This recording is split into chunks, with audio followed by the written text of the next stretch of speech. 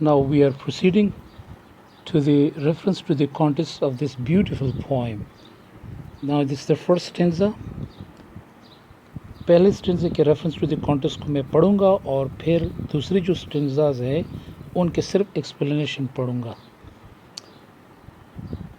These lines have been taken from the poem If, composed by Joseph Rudyard Kipling. In this poem, the poet throws light and great detail on those qualities that make man's character perfect and sublime and ideal. He recounts those qualities of head and heart which make him the master of the universe as well as of all those things that are in it. The explanation of the first stanza. In these lines, the poet says that a person who does not lose his balance of mind in the time of trouble and crisis, indeed a great person. Such a person remains calm and quiet, while all around him lose their heart and make him responsible for their failure. A person of such great qualities believes in his own abilities and is not affected by the doubtful behavior of his enemies. He forgives even those who are against him. Explanation of the second stanza.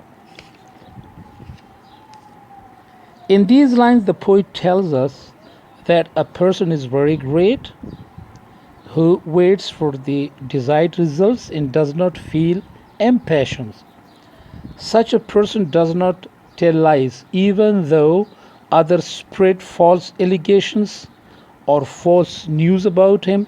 He does not hate those who develop hatred against him. Moreover, he does not make a show of his goodness or wisdom in front of other people. Explanation to the third stanza.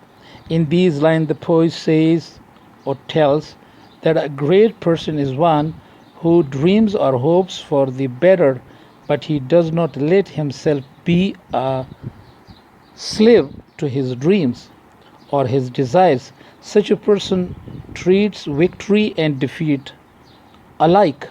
Both victory and defeat are false, and he does not trust them.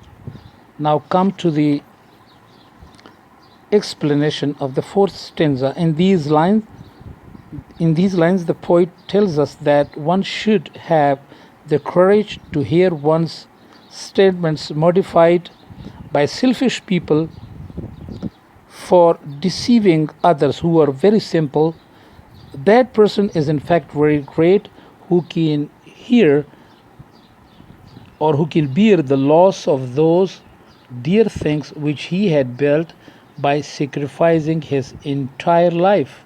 Such a great person does not lose courage.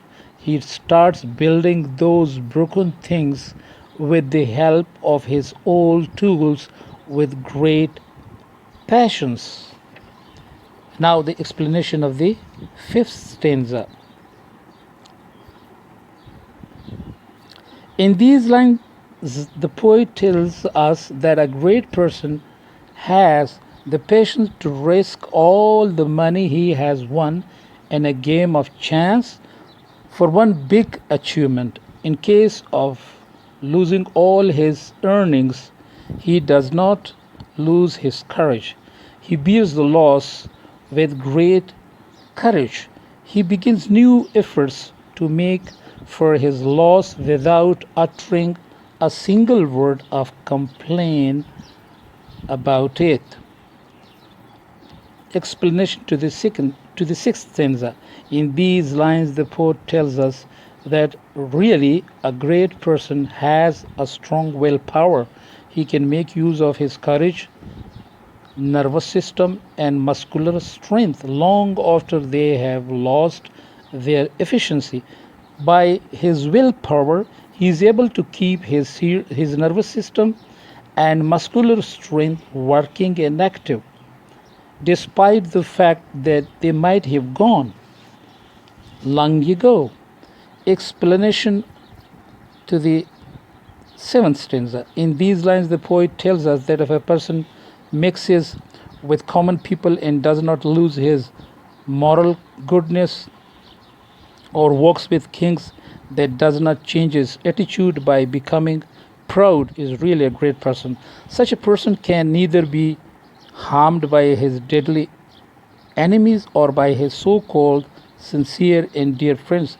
He is a very reliable person, but he takes great care and does not trust people blindly. Now we come to the last stanza. In these lines, the poet addresses his son, means all of us, and tells him that time never waits for everyone or for anyone. He advises him to make a useful use of every second of a minute that is available to you. If he is able to do so, he will become the master of the universe as well as all those things that it contains. Moreover, he will become a great man in the real sense of the word. Thank you very much.